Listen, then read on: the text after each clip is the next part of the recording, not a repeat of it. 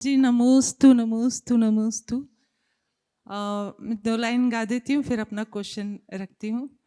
मंगल मंगल होए जगत में सब मंगलमय होए, मंगल मंगल होए जगत में सब मंगलमय होए।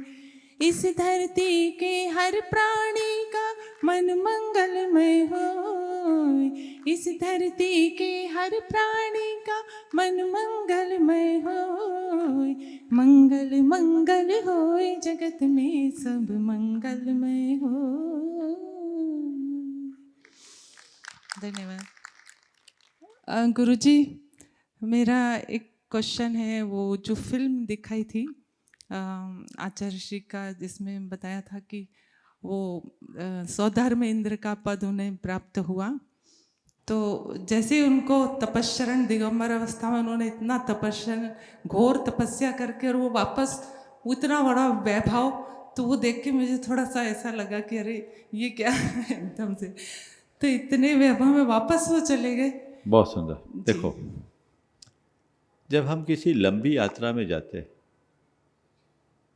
और ज़्यादा थकान हो जाती है तो विश्राम की ज़रूरत होती है जी। और विश्राम कहाँ मिलता है? विश्राम गृह में मिलता है। यस। तो अगर हम सीधे अपने मंजिल तक पहुंच जाए, हम में इतनी सामर्थ्य हो, तो विश्राम की कोई ज़रूरत नहीं जी। लेकिन जो पूरी तरह चलने में समर्थ नहीं, उन्हें बीच में विश्राम लेना पड़ता है। वाह, बहुत सुंदर। और विश्राम में अपने आप को रिफ्रेश करते हैं। जी जी।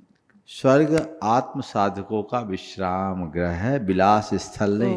अच्छा। वो विलास स्थल नहीं है, विश्राम गृह है। वो वहां जाते और जाते ही उनको पूर्व भाव का स्मरण होता है। अच्छा।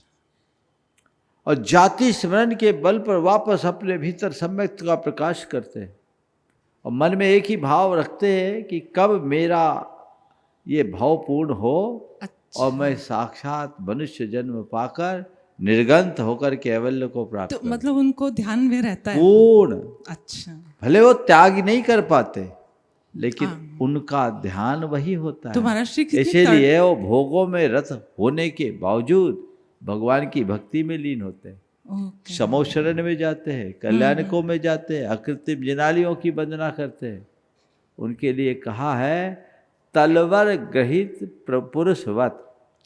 जैसे किसी व्यक्ति को कोई डंडा लेके खड़ा हो जाए और कहे ये काम करो नहीं डंडे पड़ेंगे, तो उसको मजबूरी में करना पड़ता है कि नहीं करना पड़ता?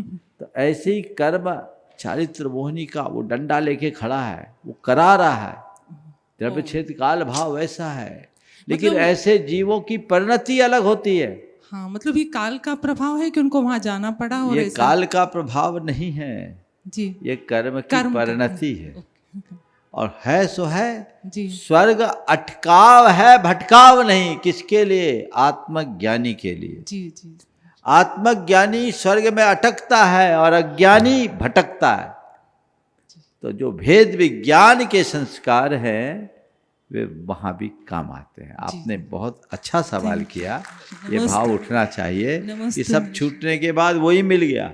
एक ने कहा यहाँ एक को छोड़ा वहाँ हजारों पाए। तो ये संयोग है, पुण्य का खेल है, लेकिन ज्ञानी इन सब को ऊपर की परिणति मानता है। धन्यवाद।